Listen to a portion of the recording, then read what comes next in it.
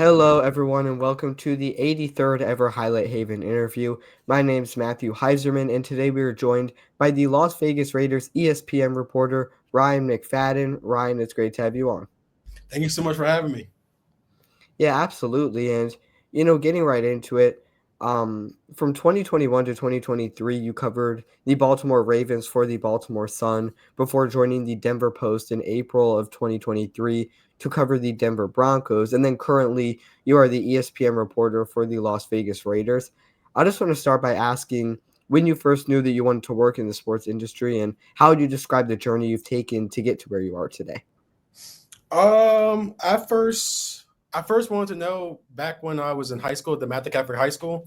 Hmm. Um, I it's a funny story I tell everybody. It's kind of embarrassing, but it's I guess it's part of like I can't tell it. I can't tell the story if Hmm. I can't tell this story without I have to excuse me, I have no choice to tell this story because Hmm. it's a big part of how I got to where I'm at. So basically Yeah. I went to the Matthew Catholic High School in Hyattsville, Maryland. And for Hmm. anyone who is familiar with basketball or in the DMV area in general, everyone knows the Math is one Yeah. of the Hmm. more premier basketball programs out there. So my sophomore year, I decided to try out for the junior varsity basketball team. Now I already knew going into it, I probably had no shot. I just, just like every other kid, just want to see what the heck, might as well. So during tryouts, I'm going through the tryouts. I was nervous. I was screwing up half the time. And then we got to the like we had to run suicides. Hmm. So we were running suicides back and forth. And you had to finish it, I believe, in like a certain number in a minute or either in like a minute or a minute 30.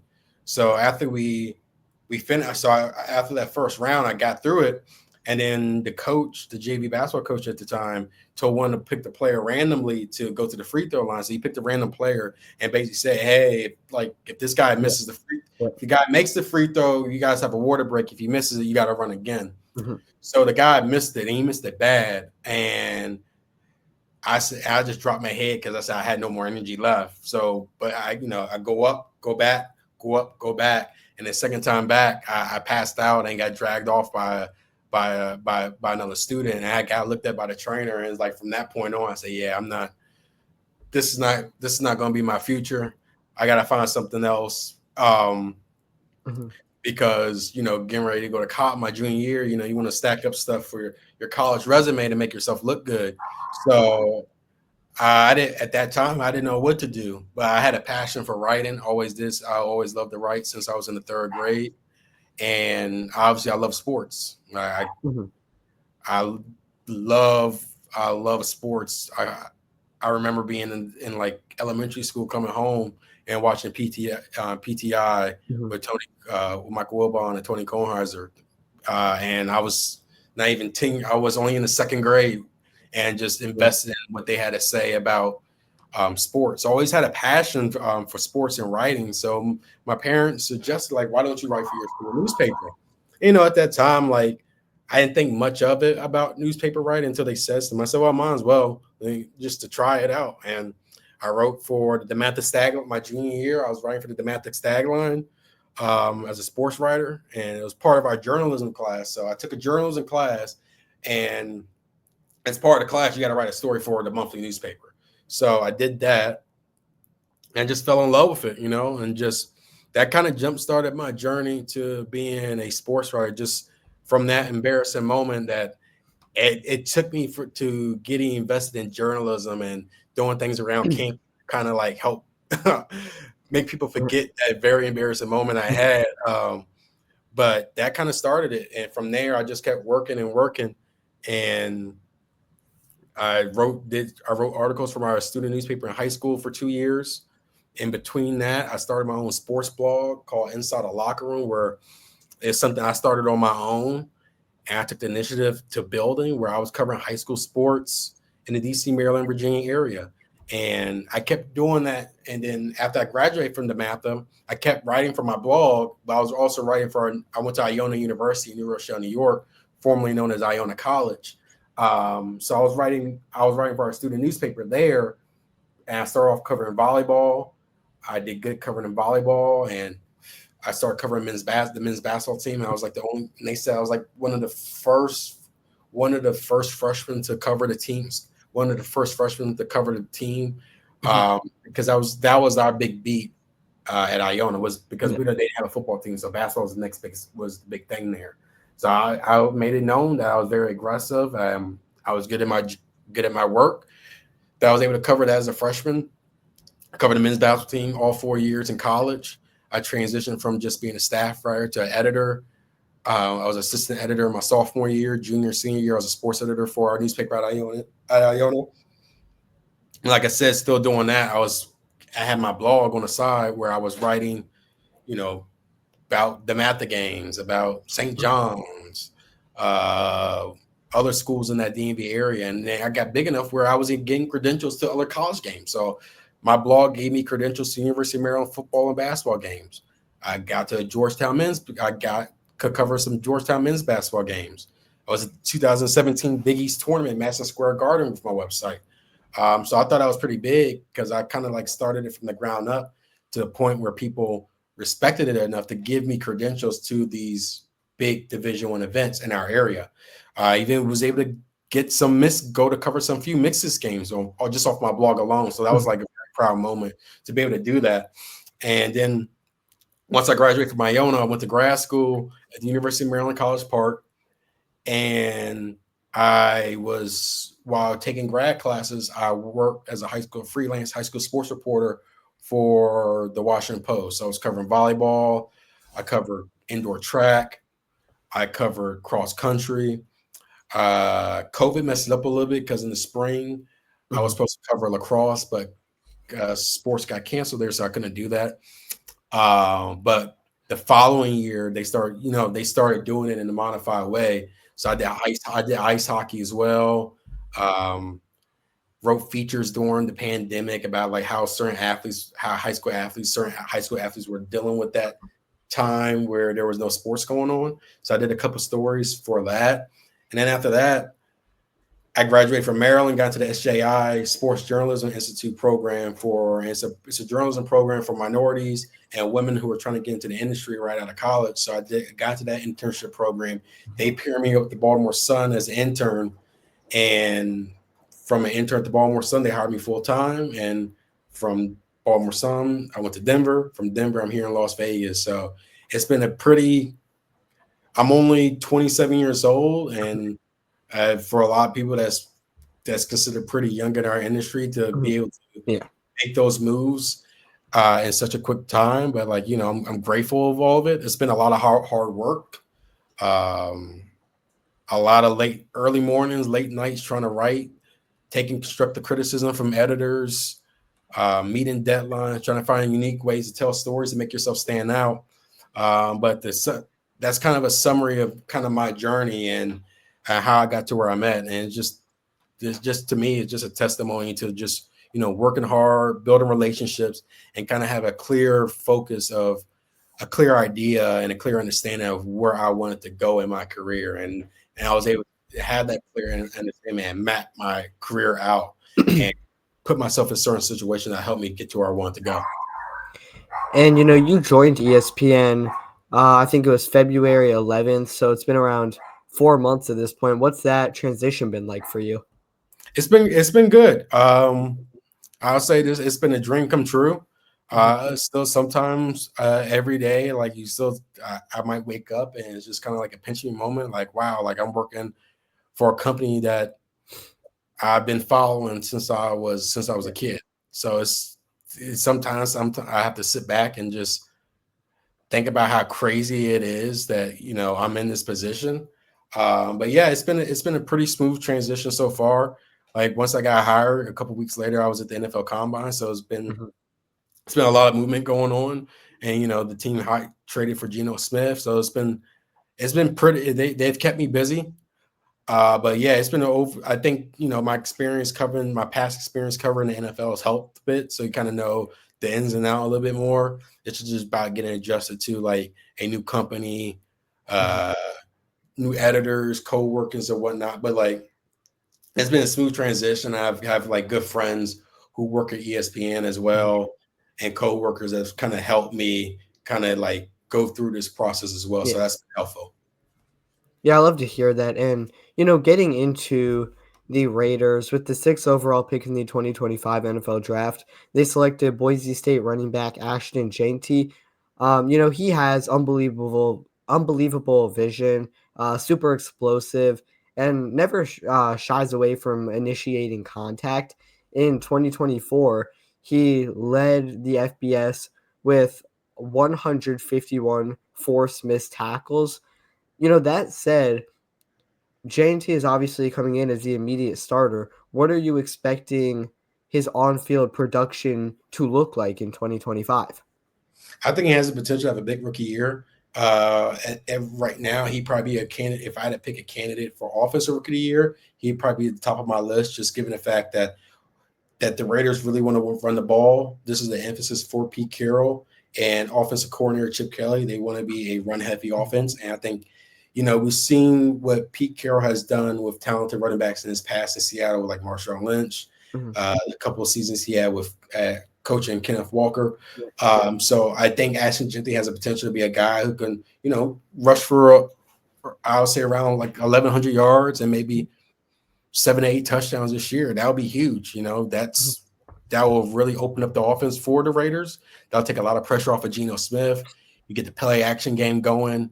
It just gives the opposing defense something else to worry about. So I think it's a huge, like, going into that draft, you kind of had an idea that was the direction this team was taking.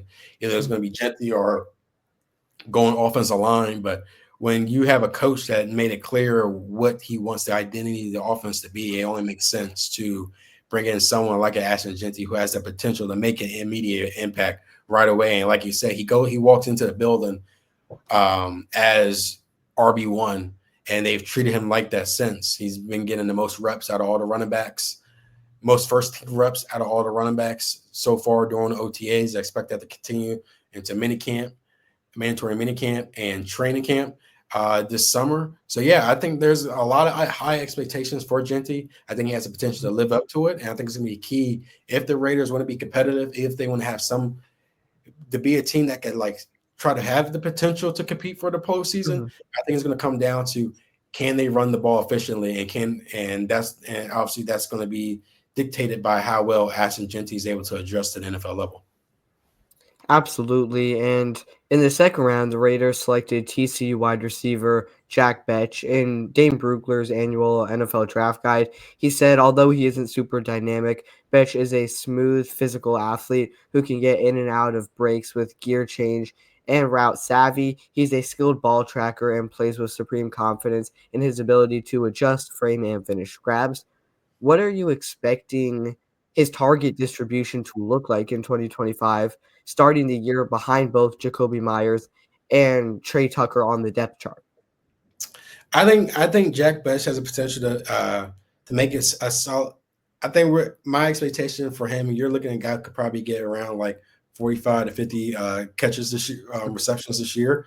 Just because when you look at that wide receiver, when you look at the depth chart there, you got Jacoby Myers, um, and you have Trey Tucker. Outside of that, it's like it's wide open to me. Mhm, Like Jack and even the other rookie Deontay Thornton, they both come into a position where they have that potential to come in and solidify a meaningful role in year one. I think with Jack is like he's a guy who's physical, really good as a run blocker, so that's going to help make his case for meaningful to play some pretty meaningful snaps, because when you have a team that wants to be a run heavy offense, to have a guy out there who's willing to be physical and willing to get dirty and help out and run block, and that's going to be huge for them and that's going to give him a reason to be put out on the field. And not only that, he just like similar to like Jacoby Myers, he does not drop a ton of passes. mhm, And when you look at his size, he's someone who can make a lot of contested catches. Last year, I believe at TCU has 17 contested catches with the Horned Frogs. So that's another thing. Someone who can be a reliable target in the middle of the field, helping out with the intermediate game. So I think he has and they took him in the second round for a reason. So I think he's going to be in a position where they're going to ask him to do quite a bit in year one, and that's going to be key as well, because the depth at wide receiver is not that strong. They didn't go they didn't make a big splash at wide Mhm. receiver during in free agency. So you're going to have to. They're relying on this group of Brock Bowers at tight end, Jacoby Myers, and Jack. So I think for Jack Bech, his development over the course of training camp and these and preseason games is going to be key because they're going to probably ask for him to do quite a bit as a rookie.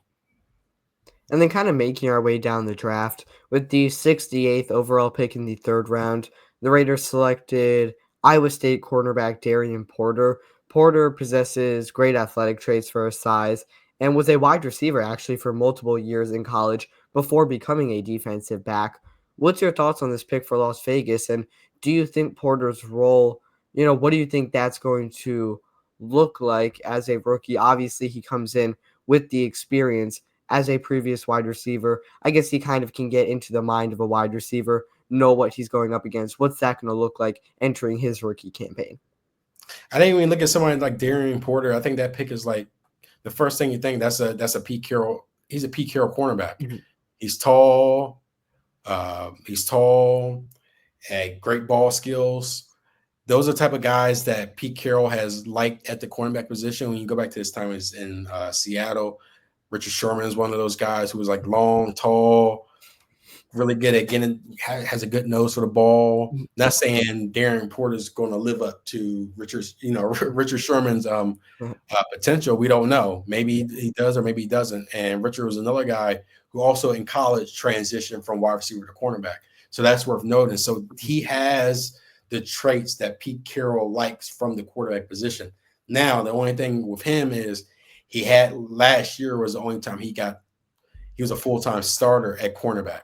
mhm, And I think the key is I think it's about can they get him adjusted to where he's able to play. And I think he's in a position where he could make some noise early just because I think the depth at cornerback gives them a wide open competition. They do have Jacorian Bennett, DeCamerion mhm, Richardson returning. They signed Eric Stokes in the offseason, but I don't think anyone is there. I don't think anyone on that depth chart is to me a guarantee starter. Maybe Jacorian Bennett, like mhm, he has some he showed some good signs before he got hurt last year. Maybe he can make an argument for that, but we've seen so far in OTAs that Eric Stokes and Darian Porter has been getting some first team reps as well. And I don't think that's like a sign that says Darian Porter is going to be the week one starter outside quarterback. Maybe mhm. this is just Pete Carroll and Patrick Graham Yeah. trying to get those two new guys adjusted to the system and the scheme and everything. But at the same time, it shows that it is to me seeing Darren get first team reps already is a sign that Pete Carroll is willing to have open competition at that position. And Mhm, I think he does. Porter has that advantage given, like I said, his physical traits and the ball skill. So if he's able to, learn quickly, pick up this defense, it won't be surprising to see him out there pretty early on defense because, like I said, this is a pretty wide open race at cornerback. mhm. And then, the Raiders had back-to-back picks towards the end of the third round, pick 98 and 99, I believe. They selected Texas Tech guard Caleb Rogers, as well as William and Mary tackle Charles Grant. With the Raiders allowing 50 sacks last season, which ranked towards the top of the NFL, are you glad that they doubled down on the offensive line? And could you see either of these guys potentially earning a starting role this season? I think when you, I think when you, it doesn't hurt to have as much depth as possible in the trenches. To me, Mhm, I think when you look at offensive lines, or when you look at a lot of the great teams in the league, they have really good. They're very strong up front, mhm, and it's that kind of like that idea of championships are built through the trenches. You have a strong offensive line, can protect the quarterback, you know, create opportunities for the running back in the run game. I think that's huge. When you I look at Charles Grant more of a developmental piece because they already got Colton Miller as left tackle. He has a trace of down the road become a potential starter, but they currently got Cole Miller at left tackle. You got DJ Glaze at the right. Jackson Powers Johnson going to his second year, but his first year as a full time center. We saw what he did at Oregon. He was one of the top, if not he was the best center yep, in college football when he was in Oregon. So it's going to be good to see him being in that role full time after alternating between center and the guard spot last year. And then it's going to come down to the guard position. There, I think that's going to be, to me, what that comes to the offensive line is going how that guard position is going to play out. Because they signed Alex Kappa, but Alex Kappa didn't have the best year last year with the Cincinnati Bengals. And then you have Jordan Meredith and Dylan Parham fighting for that, the starting left guard spot. So I think the Raiders offense, the success is going to come down to them. Like I think they have enough skilled players to compete. I like Jacoby Myers. I think he's one of the more underrated players in the national, or more underrated wide receivers in the National Football League. Brock Bowers, you can already make a case that he's the best tight end in football as well. To me, it's like right now it's him and George Kittle, and then I like what they got out the rookie Jack Besh. I think he has a potential to make some plays early and be a solid contributor in that wide receiver room. And obviously you got Ashton Genty, who I told you, like I said before, I think he has a chance to be an offensive rookie of the year, Mhm. can be an offensive rookie of the year this year. But everything's going to come down to the offensive line. You know that the sack total from last year, that's not good. You can't have that Mhm.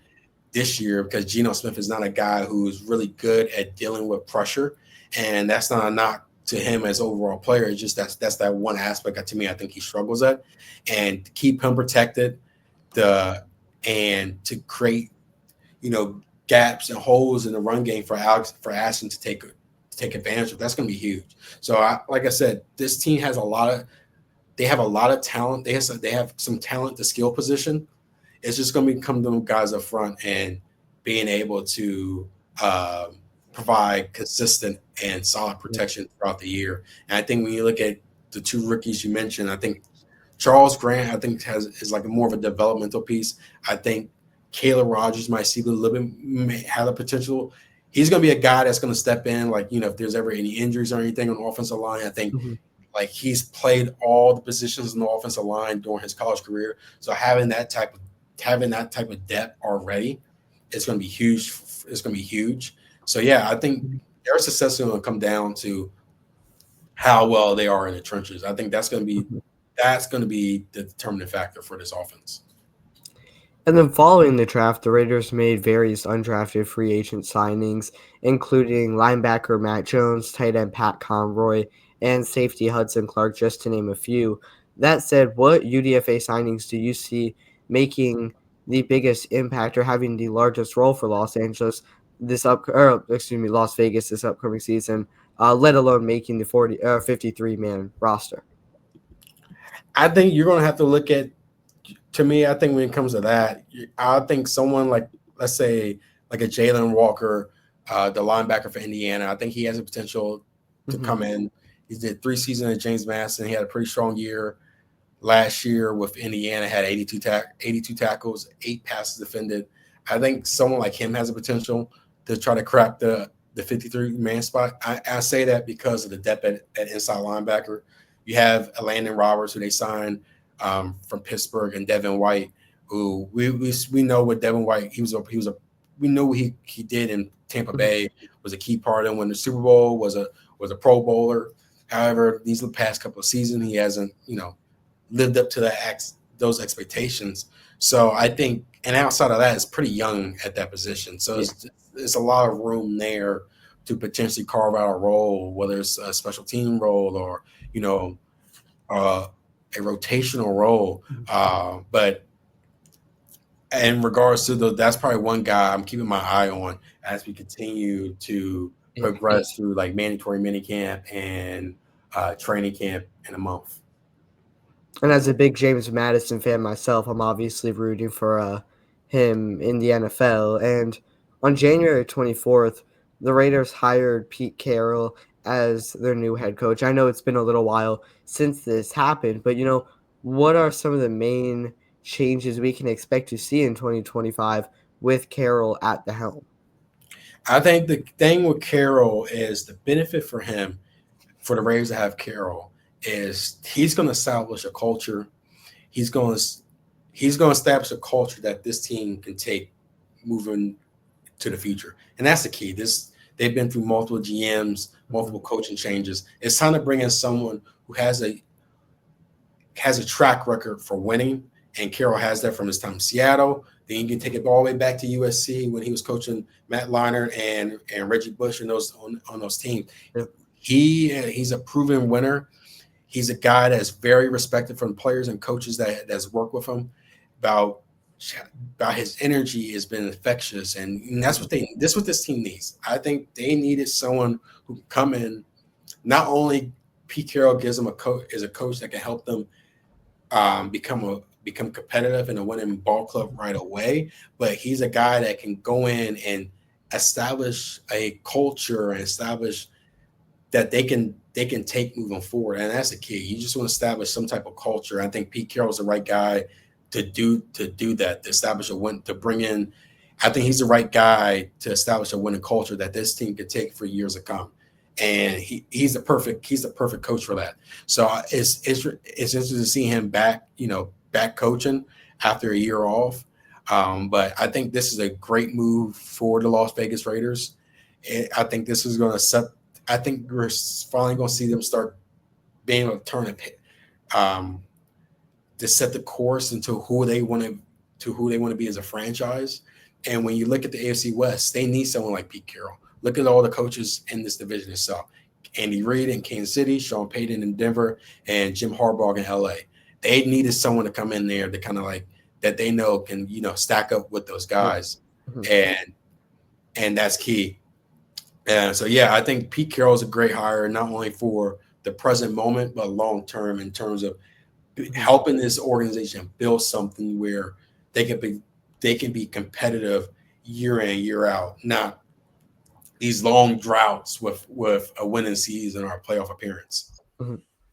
And on May 14th, the Raiders' 2025 schedule was officially released. They have three primetime games as well as games against the Eagles, Commanders, and then obviously the Kansas City Chiefs. Can you just break down some of your main takeaways when it comes to Las Vegas schedule? I think my biggest takeaway for this schedule is it's a pretty, in terms of from the travel perspective, it's pretty brutal from the start because Mhm. two of their two of their first three games of the year are East Coast games. You got week one Mhm. in New England, then you had that home game and against the Charger, and then they're back on the East Coast taking on the Washington Commanders. So that's a pretty brutal stretch right there, and from a travel standpoint. But when you look at it, you got I I think you got to take advantage of the the first few weeks of the schedule, in terms of having playing New England week one. You got Indianapolis in week five. You got Tennessee coming to your place in week six. It's like games like that. It's going to be crucial. And I think when you look at the schedule, it you see that window where if they're healthy and let's say everything is perfect for them. Let's say Ashton Genty is the guy we all hope to be. Geno Smith is the two-time Pro Bowl, the guy we saw in Mhm. Seattle, especially and then Brock Bowers is continuing to be the top tight end of football. We can seem to see all that. I think this seems from this schedule does open the door for them to be a seven, maybe at most a 9-win team. Mhm. And I think the key to that will be winning the games that that you have a shot at winning it. Like I said, week one in New England, you got to take care of business there. When they play Indianapolis in week Yep. five, that stretch between that, it's like a 3-week stretch where we play Chicago, Indianapolis, and Tennessee before they take on the Chiefs. Right, that stretch right there, you got to at least, if you can't win all three, you got to at least win two of those, before you go on the road and face the Chiefs. And after the Chiefs got the bye, we got the Jacksonville Jaguars, at home. So from week 5 to week 9, that's where it's, to me, is like it's going to be a crucial stretch because those are winnable games in that area. And then you top that with a bye week before the Jacksonville game. So if you're, to me, that stretch right there is going to be crucial for them to kind of stay in that playoff mix. I'm not saying they're going to be a playoff team this year, but if they want to be competitive and, like I said, be around that 7 to 9 win range, I think right there is taking care of business the first half of the season, which is going to be, like I said, it's going to be difficult because you have quite a few East Coast games, and that you always got to factor in the travel time and all that in terms of performance and everything. Mhm. And then, you obviously hear about the guys like Brock Bowers, Max Crosby. However, are there any maybe under the radar players who you think could take a big jump or have a breakout year this season? I think you look at I'll probably in terms of breakout year, I probably one person I keep in mind is Michael Mayer, Mhm, the tight end out of Notre Dame. mhm, I think someone like I think someone like him, he has the potential to maybe take another second round pick out. He was a second round pick in 2023. I think he has a potential to probably take a step in his game with Chip Kelly as the coach, as the offensive coordinator. I think mhm, when you look at this, is like you could probably see Chip Kelly, getting creative with some two tight end sets with Brock and Michael. And I think that could be big. And I think he could be able to take a leap in his development with an offensive coordinator and Chip Kelly. So that's one guy I'm looking to see is Michael Mayer. Uh, mhm, can we see because he came out of the NFL, he came out of Notre Dame with a lot of expectations. He had a lot of potential. He was a really solid tight end with the Fighting Irish. So I think having Chip Kelly, I think Chip Kelly has potential to get the best out of Michael, which would be a very intriguing two tight end set with him and Brock Bowers. And another guy is Malcolm Kuntz. And I think with Malcolm is last year he missed all last year for torn ACL, but before that he was a very solid edge rusher. mhm. He had a strong 2023 season, and I think if he can get back to full strength, that's going to help the defense tremendously with him and Max Crosby. So if I'd have picked, I don't think I don't think he's much to me. I think everyone from us from Las Vegas knows like what he can bring, but uh, that year off is huge. So if he can come back and either Mhm. show a little bit what we saw in 2003 or even better, that's going to be huge for the defense. But if we had to pick a guy that's not getting get talked about, I think him and Michael Mayer because I really think he has a chance to take a leap under Kelly's guidance.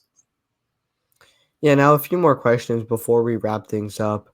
We're in the midst of OTAs right now. Do you like what you've seen so far from Geno Smith, who was obviously the Raiders' offseason acquisition at quarterback? And what's been the general perception of Smith throughout the rest of the organization? I think Geno Smith has done a good job at establishing himself as a leader, and you can hear that from the comments from all the players. Even Jacoby Myers, who I believe, if I'm not mistaken, Jacoby Myers has played with 9 different starting quarterbacks from his time in New England and now in Yep. Vegas. Last year, there and in 2 seasons with the Raiders, he's played with five starting Mhm. quarterbacks.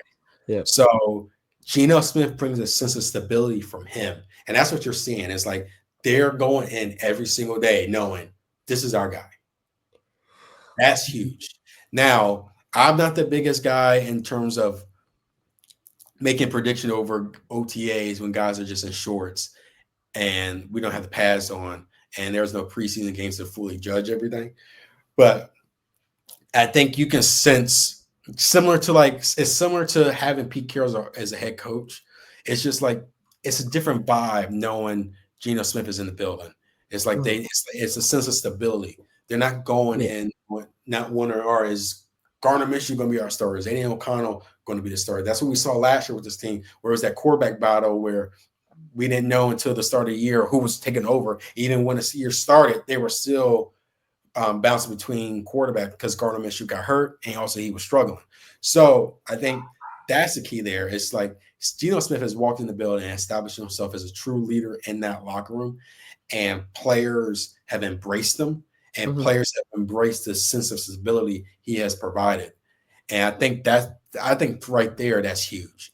I think Mhm. that's a really big part of you know this offseason program is trying to establish as trying to establish yourself with this team as a leader in Mhm. the locker room as well, and in addition to like learning the playbook and whatnot. So yeah, I think my impressions of Geno Smith is that it's like when you look at this organization, it's like it's a breath of fresh air knowing that hey, every day we're walking to the building and Geno Smith is QB1, and we know that now. Is time will tell. Will we see the same guy we saw in Seattle? That was a two-time Pro Bowl. Will we see that guy in Vegas? I think so. Um, there's still a lot of factors that come into play there. Like I said, offensive line success, and can Aston Genty live up to expectations, and can one of these young wideouts that they drafted, you know, have probably a bigger year than most people some will expect. Like I said, Jack Mhm. Best or DeAndre Jordan, because you're relying a lot on these guys to make us to help out right away. Yeah. But I think he's a solid quarterback. I think he's a guy that fits Pete Carroll's idea in terms of being competitive and trying to be a winner right away. I think Geno Smith is the guy to do that. And especially because he already has a relationship with Pete Carroll. And I think Mhm. one thing that shouldn't we should never look past is the benefit of having a strong quarterback and head coach relationship. I Mhm. think when you have a head coach and a quarterback that meshes together, I think a lot of good things could potentially happen.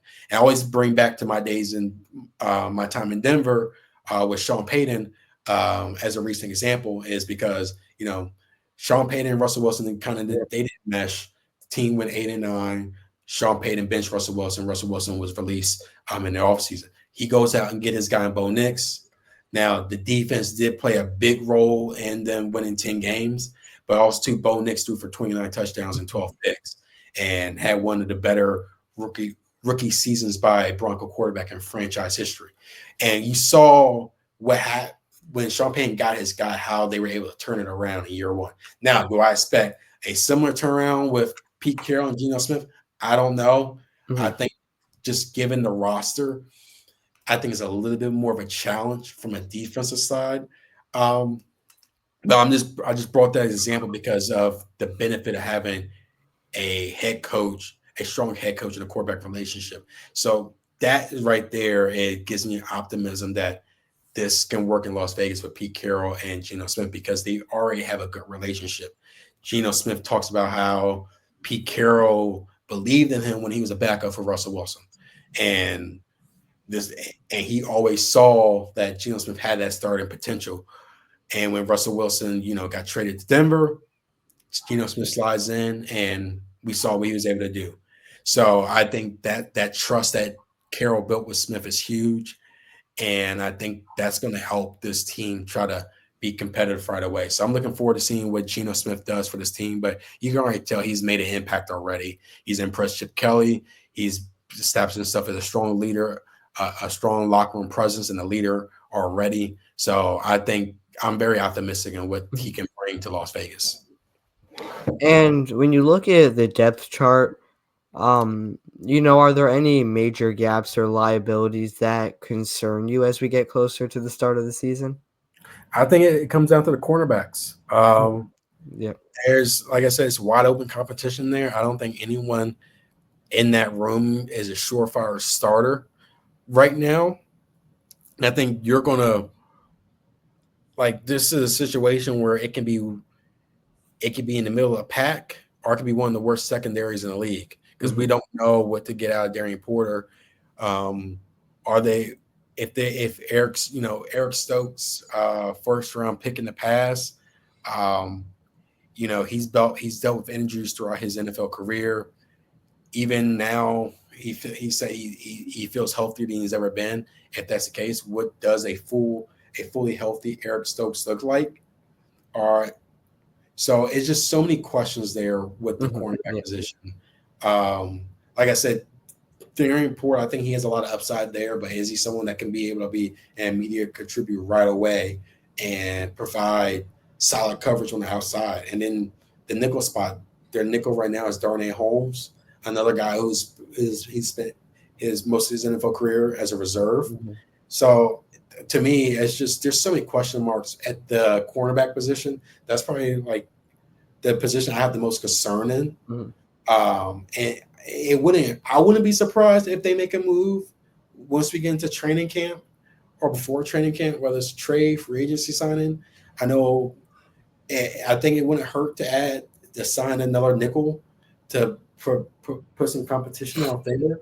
The only benefit with the nickel spot, they're in a unique spot because you have Jeremy Chin, the safety they signed from Washington. Yep. He plays all over the field. So he lines up at cornerback, he lines up at linebacker. We've seen him line up in safety. So he can, depending on like um, certain defensive packages, he can be your nickel. So you really, so that's something worth mentioning as well. Like uh, even though they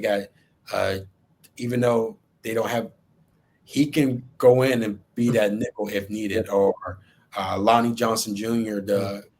the defensive back, Mhm. the defensive back they signed in free agency. So they do have like versatility in the safety spot where you can have Yeah.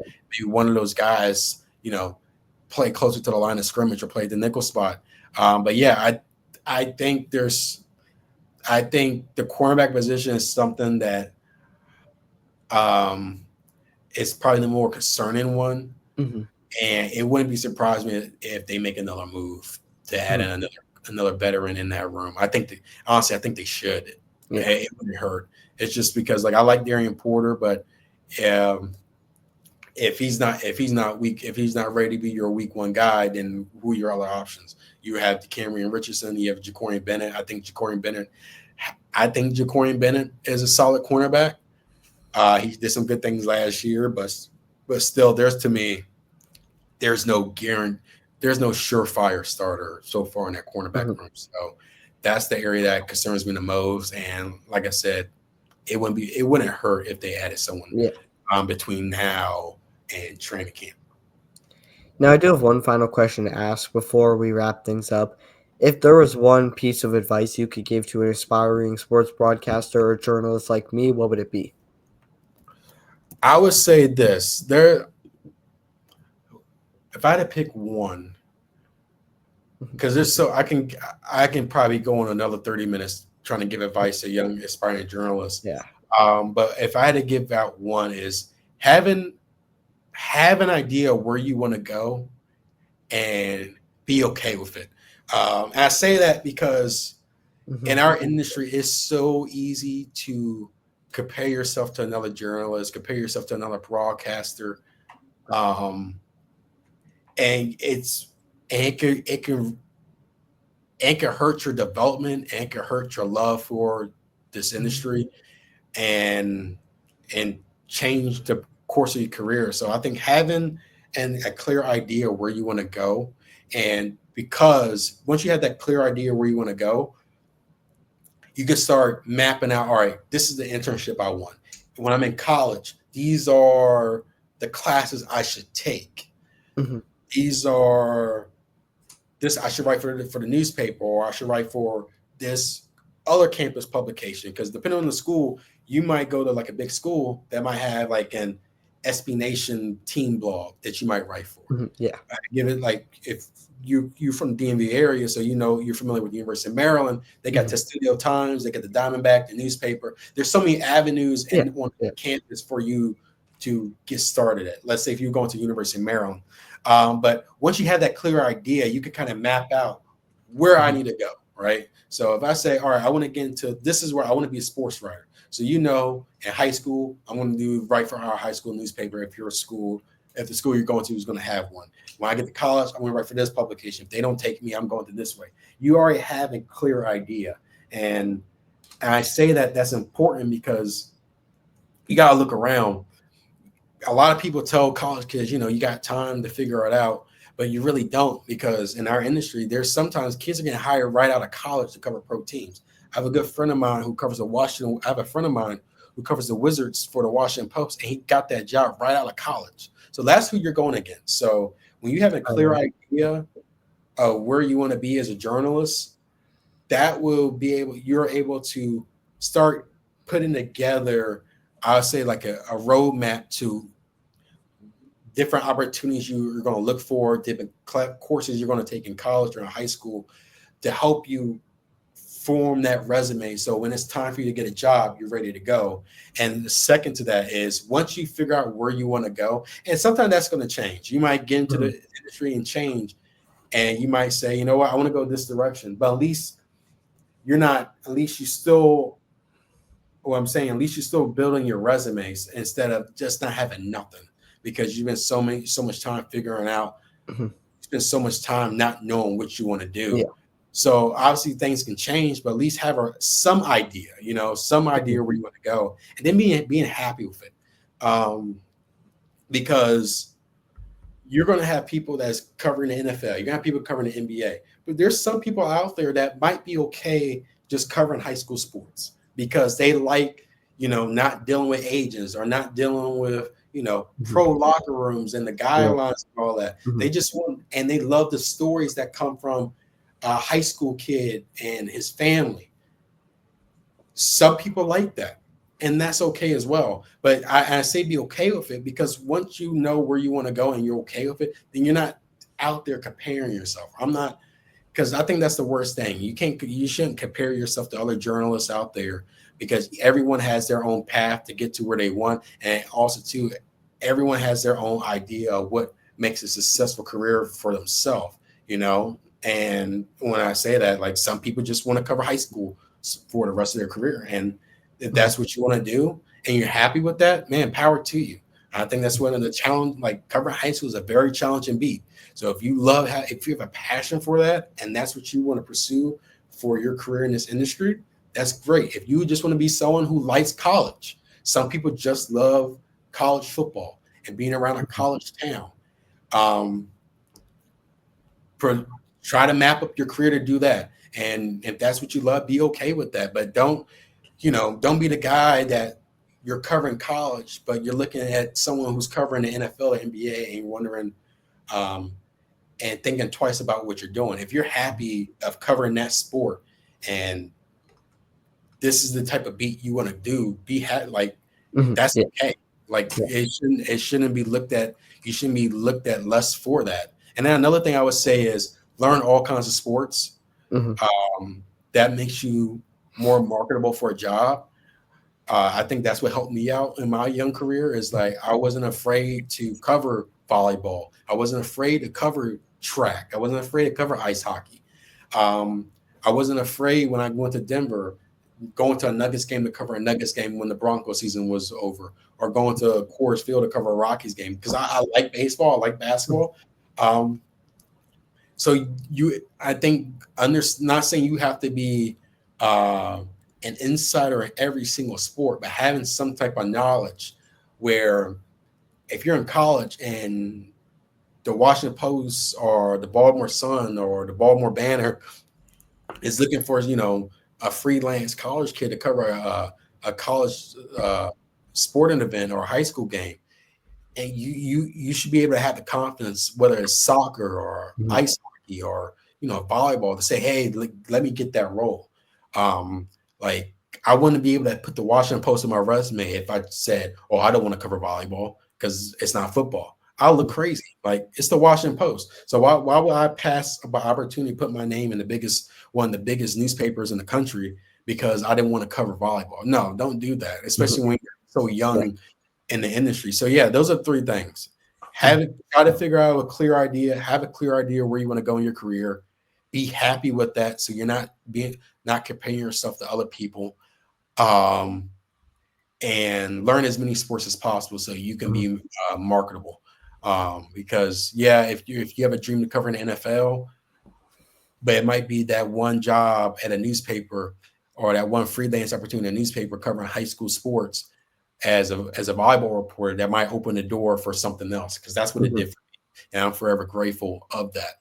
So just never turn down a sport because you don't watch it all the time or it doesn't interest you. Learn as many sports as possible. Yeah. Read, write as much, even if the story you write or the podcast you do don't have a lot of views, just keep doing it because it's all about repetition and being confident in your work.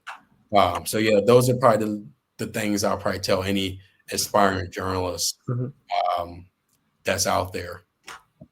Yeah, I really appreciate that advice, and I can't thank you enough for coming on. Is there anything else you want to say to the people watching before you wrap things up? Nah, man, thank you so much for having me. Of course. Again, big thanks to Ryan McFadden for being the 83rd ever Highlight Haven interview guest. And as always, we will see you next time.